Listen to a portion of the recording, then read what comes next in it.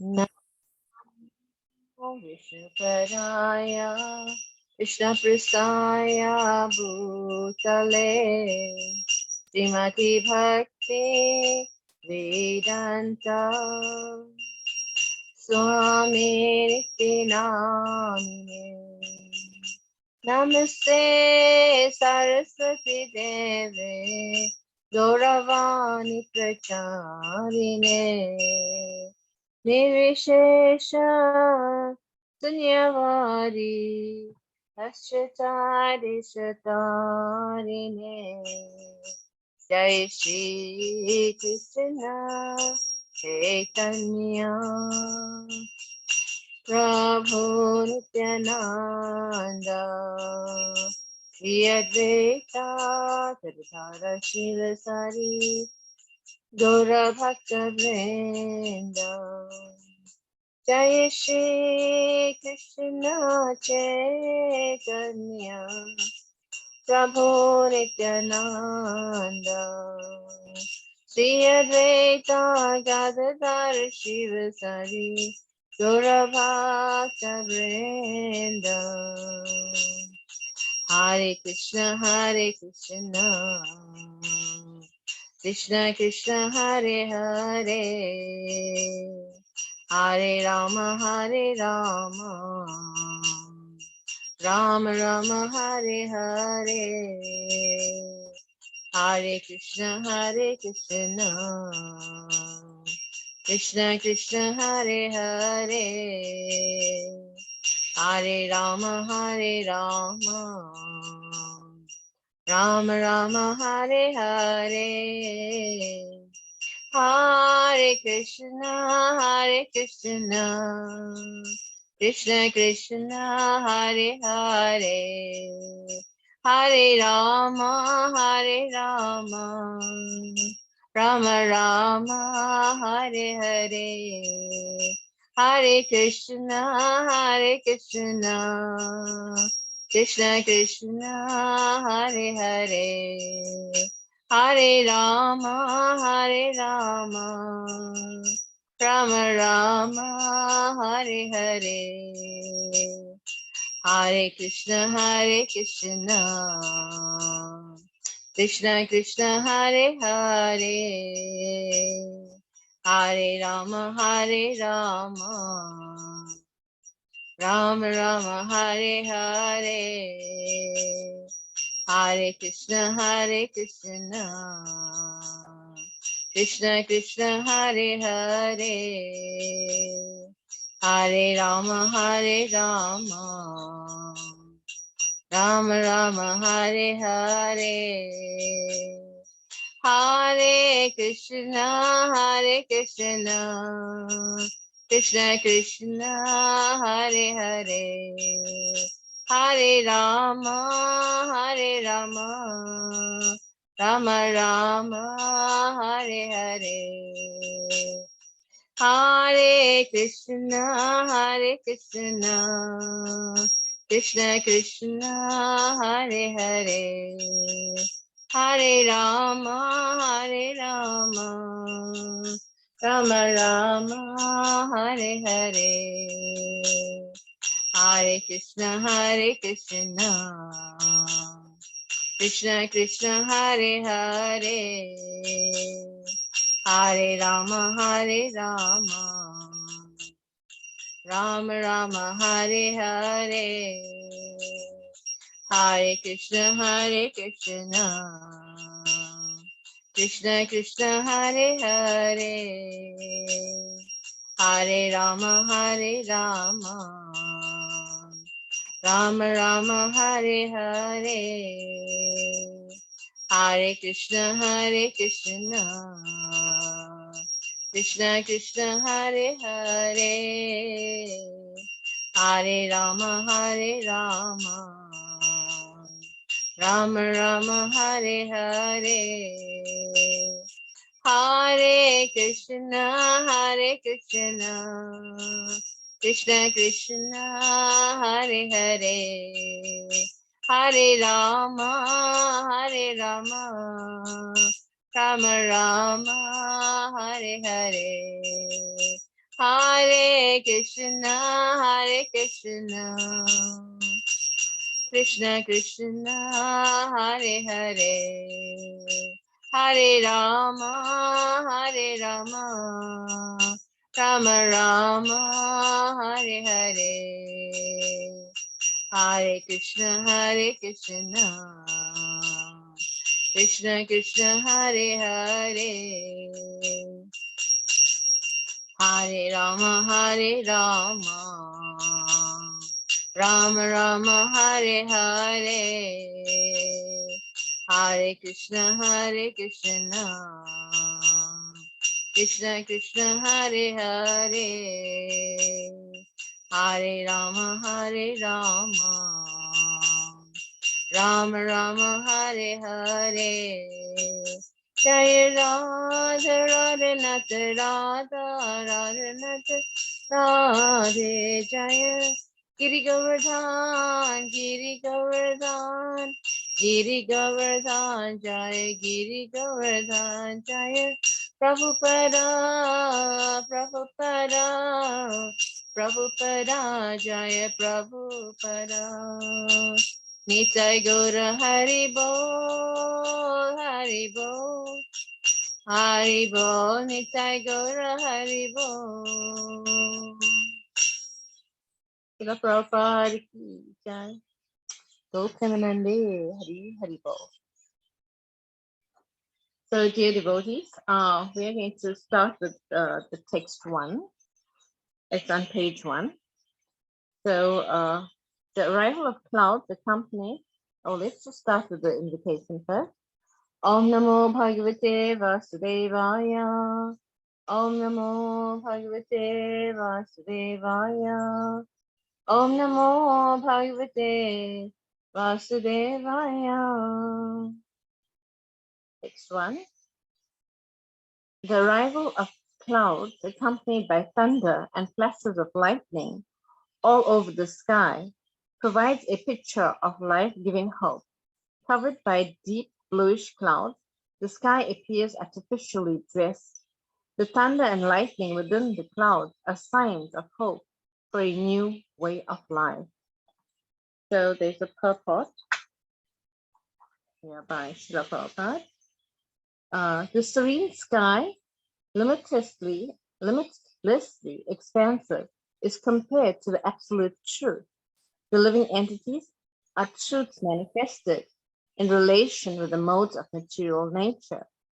The deep bluish clouds cover only an insignificant portion of the limitless sky, and this fractional covering is compared to the quality of ignorance or forgetfulness of the real nature of the living being.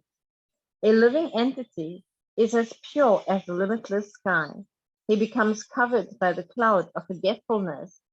However, in his tendency for enjoying the material world, because of this quality called tamas or ignorance, he considers himself different from the absolute whole and forgets his purity, which is like that of the clear sky. This forgetfulness gives rise to separatism and false ego. Thus, the forgetful living entity and individually and collectively make sounds like thundering clouds. I am this, it is ours, or it is mine. This mode of false separatism is called the quality of rajas, and it gives rise to a creative force of separate lordship over the mode of tamas. The flash of lightning is the only beam of hope that can lead one to the path of knowledge, and therefore it is compared to the mode of sattva or goodness. The limitless sky is the all-pervading absolute truth, Brahman, is not different from the covered portion of the sky, but simultaneously the whole sky is covered from the fractional portion that is liable to be covered by the dark cloud. The cloud accompanied by thunder and lightning cannot possibly cover the limitless sky. Therefore, the absolute truth, which is compared to the whole sky, is simultaneously one with the manifested living being. and non-different from him. The living being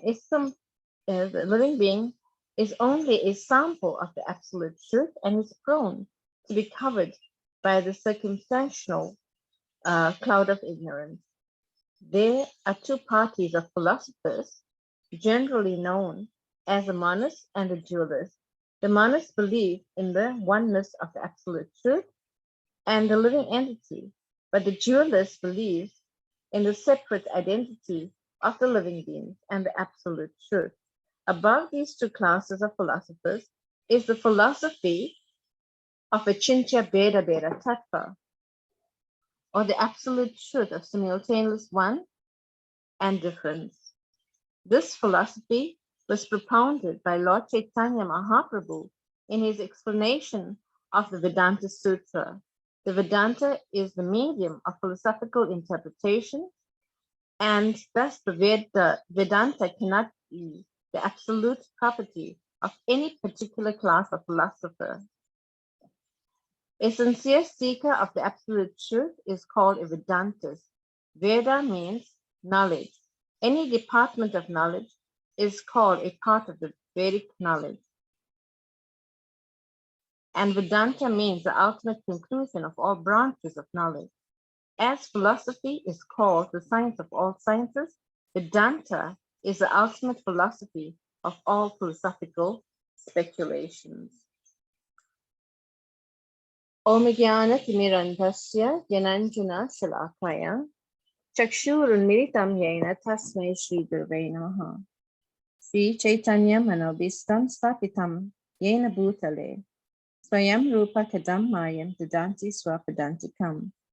He Krishna Karuna Sindhu Dinabandhu Jagatpate Gopi Shar Gopikakanta Radhakanta Namosate Taptakanchana Gaurangi Radha Brindavaneshwari Vrishabhanu Sute Devi Pranamami Hari Priye Vanchikalpa Turubhescha Kripa Sindhivevcha Patitanam Pavanabhyo Vaishnavebhyo Namo Namaha. Jai Shri Krishna Chaitanya Prabhu Nityananda Shri Advaita Gadadhara Shiva Sadi Gaura Bhaktivinoda. Hare Krishna Krishna Krishna Hare Hare Hare Rama Rama Rama Hare Hare. So this is quite a loaded purport, devotees, but we'll try to say something on this purport, and I'll just try to explain this purport a little. It may be a little daunting to some, but we'll try to say something to enlighten you on this purport. So the first thing Prabhupada talks about here is the vast sky, which is compared to the absolute truth, to the Lord, actually.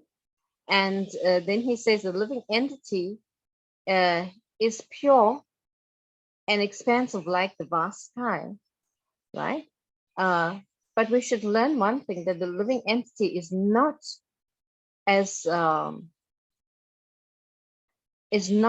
Krishna, right? Is not the Supreme Personality of Godhead, although it's expansive like the vast sky, but still, we still have a separate identity. And he says the cloud represents ignorance. We have fallen from grace and are covered by the clouds of ignorance. So basically what that means is that we were once with Krishna and we have fallen from the spiritual world, and we are now here in this material world, and we are covered by ignorance. The third point, we make sounds like thunder, that I am this, I am that, and in this way we have a separatist mentality because we identify with the body, right? And because we have fallen into this material world, then we identify with this body and we talk all nonsense, right? Because we talk in relation to the body and not to the spirit soul. Then Prabhupada says the material nature, most of material nature is enveloping us all, and we are like a fish out of water, flapping, and it's struggling to survive in this material existence. So Srimad Bhagavatam describes how we have fallen from grace because of our envious nature, our enviousness of Krishna. So he says, when we enter this material world, this is from Srimad Bhagavatam. When we enter the material world, the first quality we come into contact is ahankara, or false ego. We think of that which is not, that we are these bodies. And we are not these bodies, we are spirit soul, right? Nitya, Nityanam, Chetanam, Chetananam. So we are spirit souls meant to render service unto Krishna. But now we are in this material world, and we are trying to enjoy in this material world without Krishna. And we basically try everything in our power to be happy and to enjoy this material world, but we fail, right? We cannot enjoy in this material world. Why? Because this material world is called Dukkhaliyam Ashashvatam, that it is full of miseries, and it is temporary. It has a temporary nature, so we cannot enjoy here, right? And with all our enjoyment is fraught with suffering. So until and unless we come to our senses, we come to Krishna consciousness, we want to enjoy in this world. But this world is so designed that we cannot enjoy here, right? We may enjoy 10%, and we get 90% of misery. Have you ever experienced that? You basically just say, you go to a nightclub and you're enjoying singing, dancing, drinking, and eating and making merry, right? And we think we are happy, but the next day, you get up with a hangover and you're in total misery, right?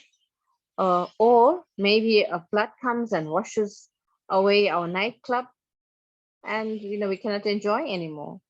So this world is the Kaliyam Ashashvatam, full of misery, and it's temporary. So this is just an example I'm giving. But yeah. So in the fourth canto of the Srimad Bhagavatam, chapter 26, an allegorical story is told by Narad Muni to King Paribanishad, talking to the king not to waste his time in this material world, right? So maybe we'll just read some of that. Let me just go to that section of the Srimad Bhagavatam. Yeah, it's chapter 27. We'll start from it starts on chapter 26, but we'll start with chapter 27. I'll just give you a brief idea. So King Puranjana, so Narad Muni is talking to King Barishat, right? And he says that he's talking to him about King Puranjana, and he's describing King Puranjana, but King Puranjana is basically King Paribanishat, like that. So, and he's talking about himself, right? Talking to Narad Muni is talking to the king about himself, but he's just using another name, right? And he says, so in the previous chapter, he's talking about this king and how he was basically immersed in enjoying sexual activities with his wife basically he had many wives and he was trying to enjoy with them. And so we'll start with text 1 of chapter 27. The great sage Narada continued, "My dear king, after bewildering her husband in different ways and bring him under her control, the wife of King Puranjana gave him all satisfaction and enjoyed sex life with him. The queen took her bath and dressed herself nicely with all auspicious garments and ornaments. After taking food and becoming completely satisfied, she returned to the king. Upon seeing her beautifully decorated, attractive face, the king welcomed her with all devotion." Text 3. Queen Puranjani embraced the king, and the king also responded by embracing her shoulders. In this way, in a solitary place, they enjoyed joking words.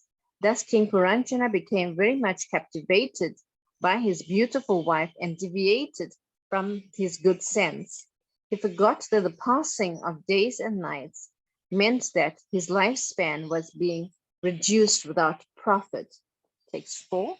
In this way, increasingly overwhelmed by illusion, King Puranjana, although advanced in consciousness, remained always lying down with his head on the pillow of his wife's arms. In this way, he considered women to be his ultimate life and soul. Becoming thus overwhelmed by the modes of ignorance, he could not understand the meaning of self-realization, whether regarding his own self or the Supreme Personality of Godhead. Text 5. My dear King, Prachini.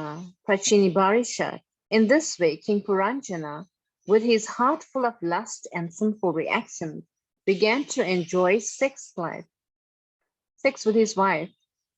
And in this way, his new life and youth expired in the halfway moment. The great sage Narada then addressed King Prachini, O one whose lifespan is great, Virat. In this way, King Puranjana begot 1,100 sons in the womb of his wife, Puranjini. However, in his business, he passed away half of his lifespan. Text 7, O Prajapati, King Prachini. In this way, King Puranjana also begot 110 daughters.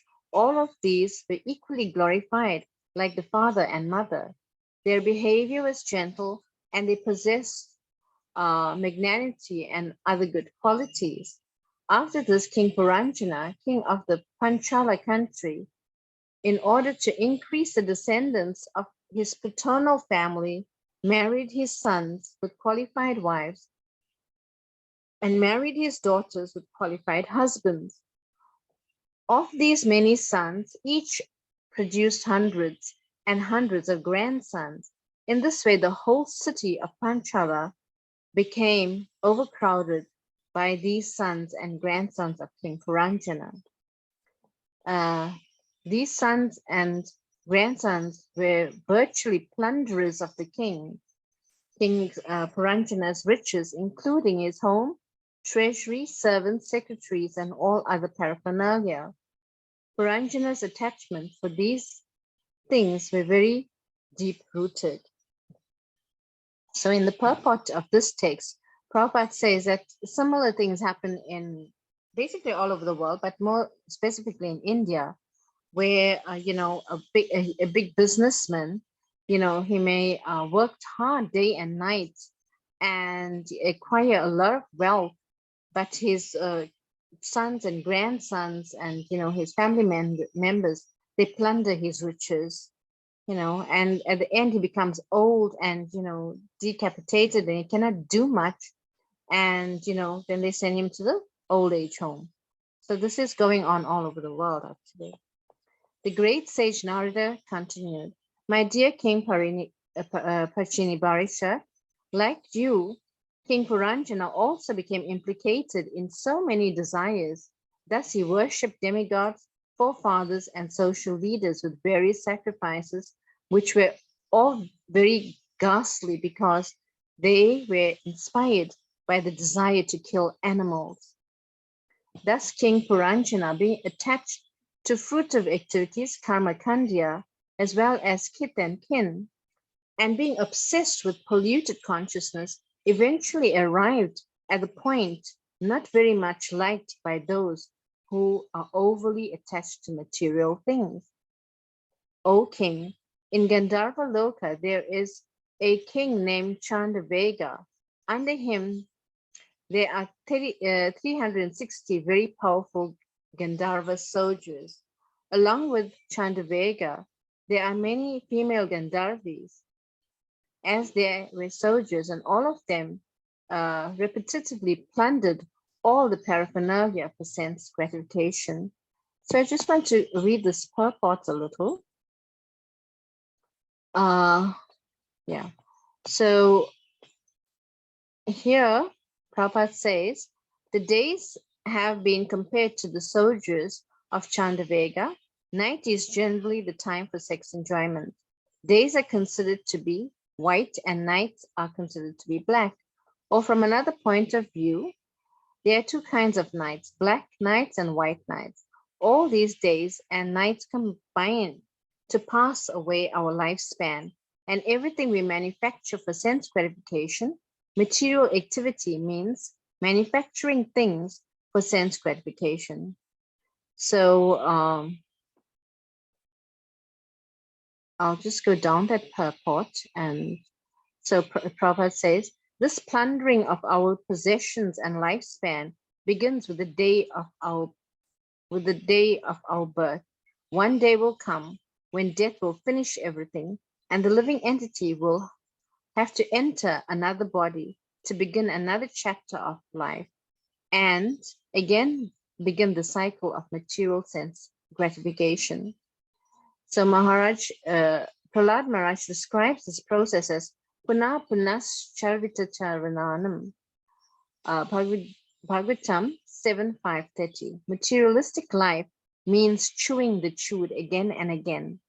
The central point of life is sense gratification in different types of bodies, and the living entity enjoys various senses, and through creating various types of facility, he chews the chewed.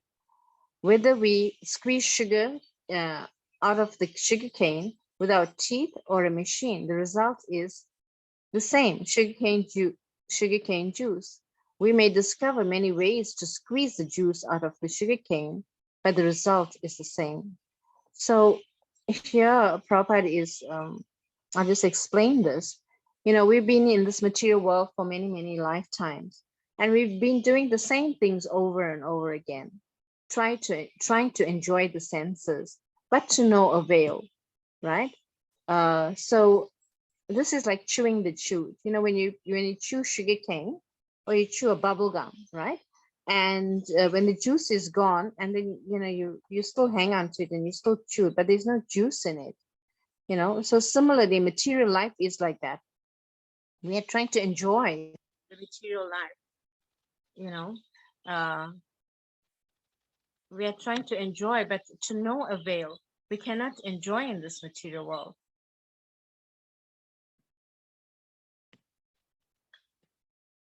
So sorry, I'm getting a call on my phone, but I can't take it because Hare Krishna. Yeah, so we cannot enjoy in this material world. So like this, this is compared to chewing the chewed, right? That Prahlad Maharaj talks about. So we'll just continue reading.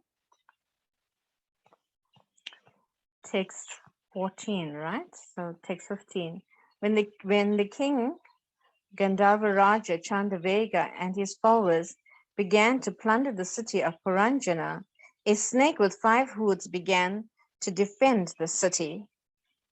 The five-hooded serpent, the superintendent and protector of the city of King Puranjana, fought with the Gandharvas for 100 years. He fought alone with all of them, although they numbered 720. So it goes on, and so we'll go to verse text 20. The daughter of time, Jara, was very unfortunate. Consequently, she is known as Durbaga, ill-fated. However, she was once pleased with a great king, and because the king accepted her, she granted him a great benediction. When I once came to this earth from Brahmaloka, the highest planetary system, the daughter of time, wandering over the universe, met me. Knowing me to be a vowed brahmachari, she became lusty and proposed that I accept her. So, the story goes on and on about King Puranjana and how he tried to enjoy in this material world, and how his lifespan was coming to a close. Basically, he was and Jara attacked him, old age attacked him, because time was of the essence here, and time was weaning away his youth, and he became old, and he was still hanging on to the possibility of enjoying in this material world. So basically, we'll just read from text 26. Kalakanya continued, "O gentle one, I am now present before you to serve you. Please accept me and thus show me mercy. It is a gentleman's greatest duty to be compassionate upon a person who is distressed."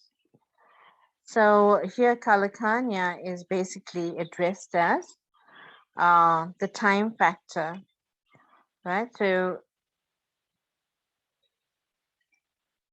the daughter of time, actually, the daughter of time. But I'll just read the purport quickly. Yavanraj, the king of the Yavanas, could also refuse to accept Kalakanya, daughter of time, but he considered the request due to the order of Narad Muni. Thus, he accepted Kalakanya in a different way. In other words, the injunction of Narad Muni, or the path of devotional service, can be accepted by one within the three worlds, and certainly by the king of the Yavans. Lord Chaitanya himself requested everyone to preach the cult of Bhakti Yoga all over the world, in every village and every town. Preachers in the Krishna consciousness movement have actually experienced that even the Yavanas and the Malechas have taken to spiritual life on the strength of Narad Muni's Pancharatrika Vidhi. When mankind follows the disciplic succession, as recommended by Lord Chaitanya, everyone throughout the world will benefit. So basically, this time factor is eating away our lifespan, right?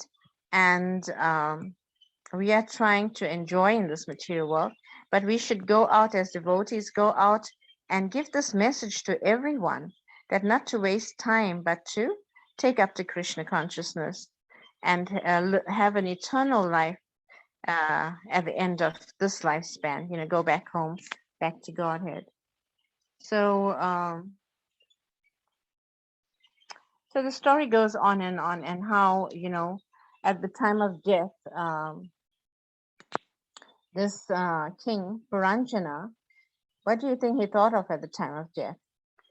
He thought about his wife, right? And in the next life, he becomes a woman, because Krishna in the Bhagavad Gita, he says, Yam yam vapi smaram bhavam tyajati ante kalevaram tam tamevati kunteya sadatad bhava bhavitaha. That whatever one thinks of at the time of death, he will attain to that state without fail. So because King Puranjana thought of his wife at the time of death, he became a woman in his next life. So, although he had a very auspicious body as a male, so, he had to accept the form of a woman in his next life. But ladies, don't despair, because even in a female body, we can actually make progress in Krishna consciousness, right? Now that we have taken up to the process of Krishna consciousness, and Prabhupada says only the intelligent will take up to the process of Krishna consciousness. So yes, so although we are in the female body, we can still make progress on the path of Krishna consciousness. So, but those who are non-devotees, they basically just lead a degraded life. So I want to continue with the purport and just explain certain aspects that Prabhupada makes some points here. That where was I? Yeah, then Prabhupada talks about the monastery and the dualist and the Achintya Beda Tattva. So basically, the monastery is that we are one with God, just as the vast sky is all pervasive. So this is the monastery that, we are all God, and we can, and when we leave our bodies, then we merge into the existence of God. Now, this theory Prabhupada kicks out again and again in the Bhagavatam, in the Bhagavad Gita as well. So he says that we are not God, but we are servants of God.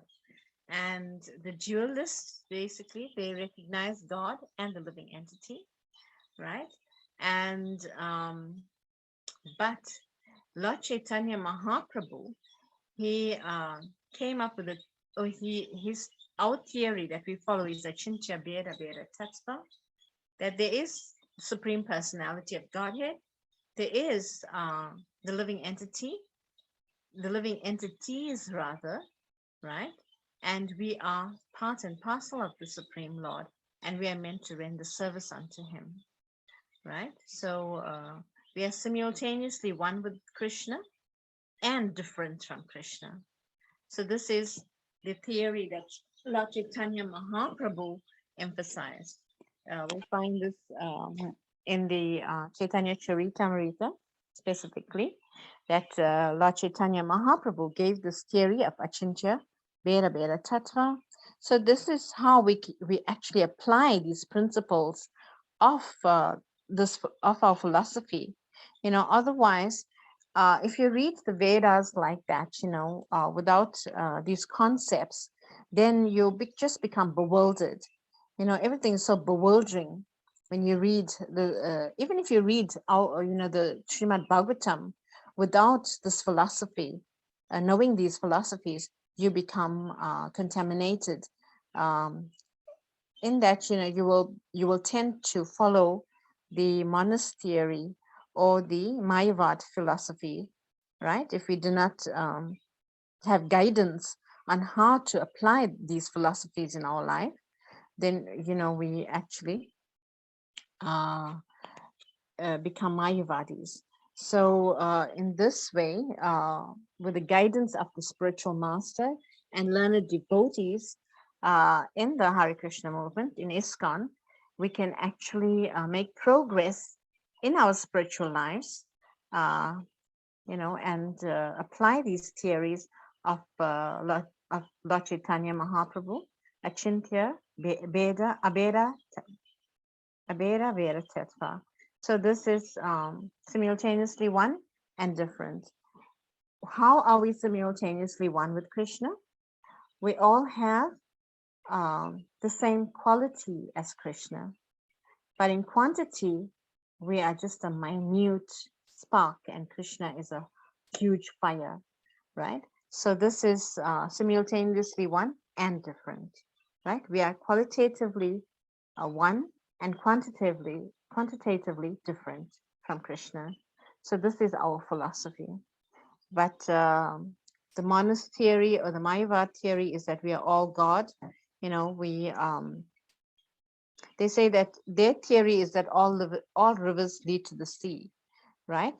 But in the Bhagavad Gita, 1854, Prabhupada actually makes a point there, and he says that actually that's a wrong analogy that's being used.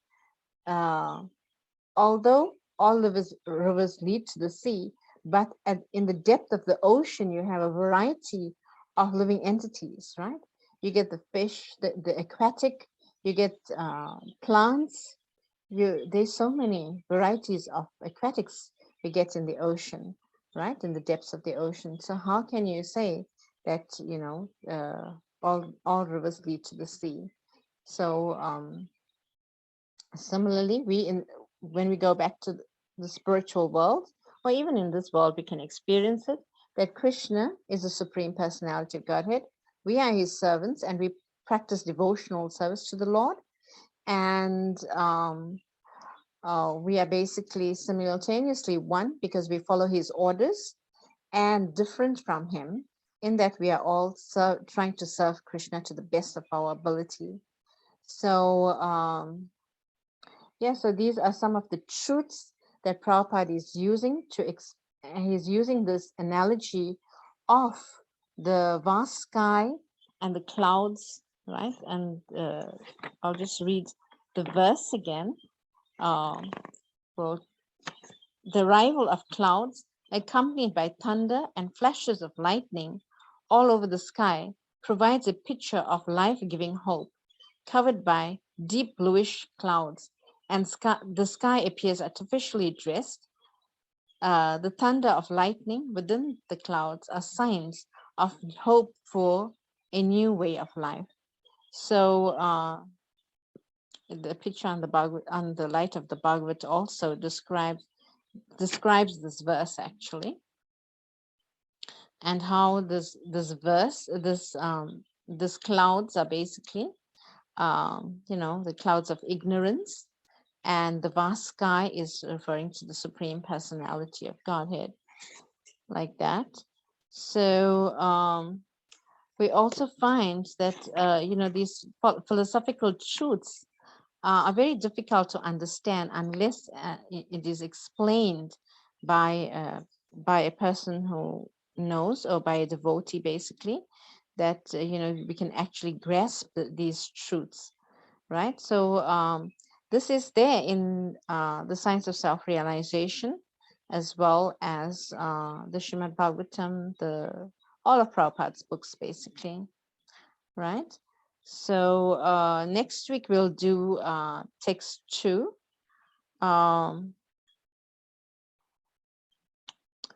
I'll just read the translation to you, so and give you some insight. You can read the purport as well, and try to get some understanding. Then next week we'll disclose more of this verse. So I'll read the text to you. The scorching heat of the sun evaporates water from the seas, rivers, lakes, and reservoirs, and there is little water anywhere. The people become thirsty and always look ahead for rain, but in despair. Yet, just at the right moment, torrents of rain begin to fall everywhere in the land, even on the hard stones, and the land becomes overflooded. So this verse we'll do next week. So these are analogies that Prabhupada used in the 10th canto, right? So the light of the Bhagavad analogy is taken out from the 10th canto of the Srimad Bhagavatam, and I'm going to try and explain it to the best of my ability and make it easier for us to understand what Prabhupada is saying, and these philosophical truths, right? Basically, it's called tattva. Tattva means truths. And these philosophical truths, it may be so, like overwhelming at times. But when it is explained, then we can understand it. So like the story of King Puranjana, it's actually referring to all of us in this material world. We all come here to this material world and we try to enjoy our senses, but to no avail, right? We try everything in the book, right? Every which way to enjoy the senses, but there's hardly satisfaction, or there's no satisfaction, which it may be temporary, right? Satisfaction may be temporary, but it will not last. It will not last. So, but when you take to spiritual life and develop a higher taste, then our lower taste subsides, right? So I would like to stop here now. And if anyone likes to add to this, you're most welcome to do so, because in this way we can churn the nectar, right? And we can grasp understandings. You may see it in a different light. So yeah, or if you have any questions also, you're most welcome to ask. Hare Krishna. Hare Krishna. Hare Krishna, Denton. Just a question. The king in those times, he had so many children. Is that because they lived a lot longer than they do nowadays? Well, yes, I would say that, because such a yuga, the lifespan was 100,000 years. And yeah, I would say that. Okay. and they were wealthy, so they could look after all those children, you know. Nowadays, even we can't even look after one child properly, you Yes, know. yes, It's like such a yeah, headache, right? yes, And children these days are not easy as well. yes. I don't Because have any kids, but I see yes, from, you know, my from people around me. So yeah, they're not yes. easy to deal with also. Oh, oh. Yeah, because I don't know if I heard wrong, but what his wife had 110, was it 110 daughters? Yes, yes, 110 Okay. daughters. So, but this is it's Hare just Krishna, thank you. Yeah. this is just an allegorical story. It's talking about King Parichabranishat, you know, and explaining, you know, that although you indulge in so much of sexual activities and you have so many children, right? But these children are actually the plunderers of your wealth.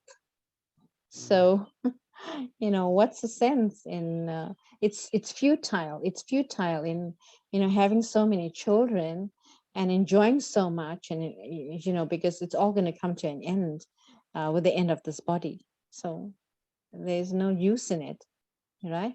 But we find that whatever spiritual practices we make, it carries on, takes us to our next life, and we carry on from where we have left off, you know. But compared to material life, no, it's you know, it ends with this body. Mm. Hare Krishna, thank you for that. Hare Krishna. Anything else?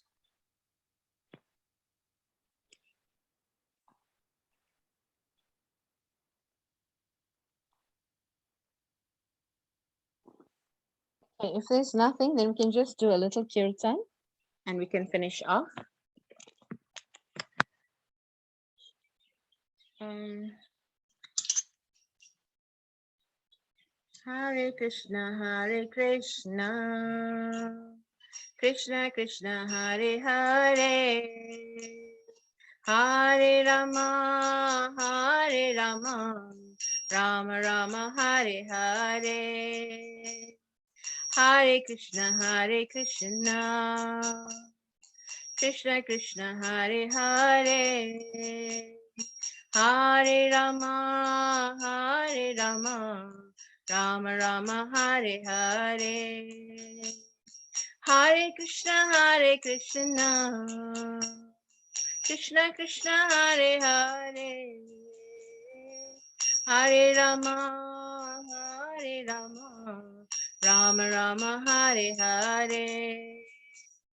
Hare Krishna, Hare Krishna, Krishna Krishna, Hare Hare, Hare Rama, Hare Rama, Rama Rama, Hare Hare.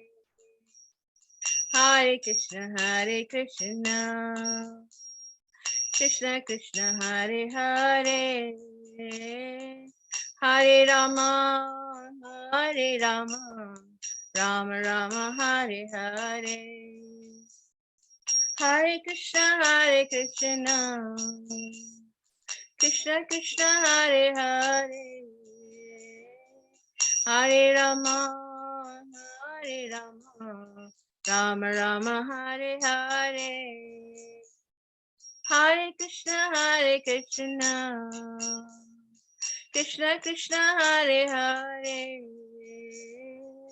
Hare Rama, Hare Rama, Rama Rama, Hare Hare.